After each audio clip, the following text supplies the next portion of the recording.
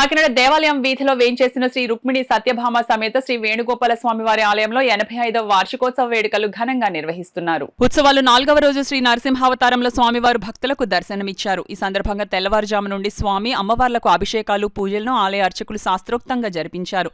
ధనుర్మాసోత్సవాలను పురస్కరించుకుని నిర్వహిస్తున్న ప్రసాద వితరణ కార్యక్రమంలో పెద్ద సంఖ్యలో భక్తులు తరలివచ్చి ప్రసాదం స్వీకరించారు. ఈ సందర్భంగా ఆలయ అర్చకులు పొందూరు అనంత రామ్ గోపాల్ మాట్లాడుతూ దశావతారాల ప్రదర్శన కార్యక్రమంలో 4వ రోజు శ్రీ నరసింహావతారంలో స్వామివారు భక్తులకు దర్శనమిచ్చారు. ధనుర్మాస ఉత్సవాల ముగింపును పురస్కరించుకుని శ్రీ గోదా రంగనాథ కళ్యాణం వైభవంగా జరిపించనున్నట్లు వెల్లడించారు. ఈ కార్యక్రమంలో పెద్ద సంఖ్యలో భక్తులు మహిళలు పాల్గొన్నారు.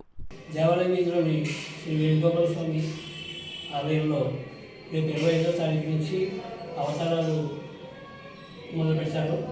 25వ తారీఖు నుంచి జనవరి 12 దాకా 19 అవతారాలు వేస్తారు.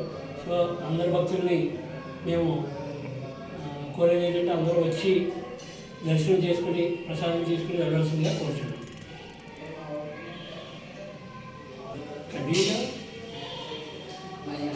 ఈ కార్యక్రమం శ్రీ వనవాడి వెంకటేశ్వరరావు ఆదేశాల మీద 30వ వార్డు నాయకులు కార్యకర్తలు అందరూ కలిపి నిర్వహిస్తున్నాము. అందరూ తప్పకుండా వచ్చి పెరుమాణం చేయించుకుని అలాగే ప్రసాదం తీసుకుని వెళ్ళవలసిందిగా కోరుతున్నాం.